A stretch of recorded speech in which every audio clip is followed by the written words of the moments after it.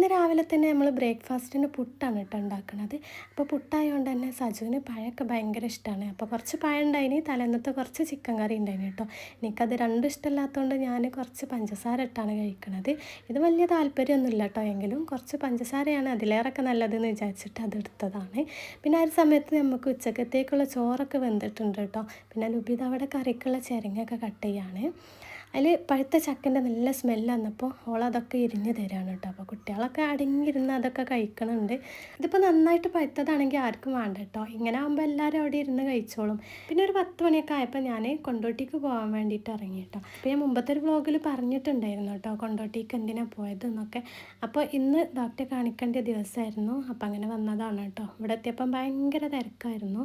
ഒരു 1.5 മണിക്കൂറോളം അവിടെ നമ്മൾ പോസ്റ്റായിരുന്നു. അങ്ങനെ ഡോക്ടറെയൊക്കെ കാണിച്ച് തിരിച്ചു പോന്നു. വീട്ടിലെത്തിയപ്പോൾ ഒരു 2:30 മണിയായിട്ടുണ്ട് കേട്ടോ. അങ്ങനെ ഫുഡൊക്കെ കഴിച്ചു. അപ്പോൾ നല്ല മോരും ബീഫൊക്കെ ആയിന് കേട്ടോ. മൂത്താപ്പാൻ്റെ മോൻ്റെ വീട്ടിൽ നിന്ന് കൊടുന്നതാണ് മോര്. അപ്പോൾ പിന്നെ നമ്മൾ ചിരങ്ങക്കറി വൈകുന്നേരത്തിനാണ് കേട്ടോ എടുത്തത്. ഇതുപോലെ മോരൊക്കെ ഉണ്ടാകുമ്പോൾ പിന്നെ വേറെ ഒന്നും നമ്മളെ കണ്ണ് പിടിക്കൂലല്ലോ. അങ്ങനെ അതൊക്കെ കഴിച്ചു. വൈകുന്നേരം അതാ തറവാട്ടിൽ നിന്ന് ഇളാകുമ്പോൾ കുറച്ച് പായസമൊക്കെ കൊടുത്തയച്ചിട്ടുണ്ടായിന് കേട്ടോ. പിന്നെ ഏകദേശം മഗ്‌രിബിന് ബാങ്ക് കൊടുക്കാനായപ്പോൾ ഇതാ മൂത്താപ്പാൻ്റെ മോൻ്റെ കുട്ടി കയ്യിൽ മൈലാഞ്ചി ഇടാൻ വേണ്ടി വന്നിട്ടുണ്ടായിന് കേട്ടോ. അപ്പോൾ ഞങ്ങൾ 2 കയ്യിലും മൈലാഞ്ചിയൊക്കെ ഇട്ടെടുത്ത് പുത്തിന് മഗ്‌രിബിന് ബാങ്ക് കൊടുത്ത് ഏകദേശം ടൈം ആയിട്ടുണ്ട് കേട്ടോ. അപ്പോൾ ഇത്രയൊക്കെയാണ് ഇന്നത്തെ ഈ ഒരു വിശേഷങ്ങൾ. വീഡിയോ ഇഷ്ടപ്പെട്ട എല്ലാവരും ലൈക്ക് ചെയ്യാനും ഷെയർ ചെയ്യാനും മറക്കല്ലേ.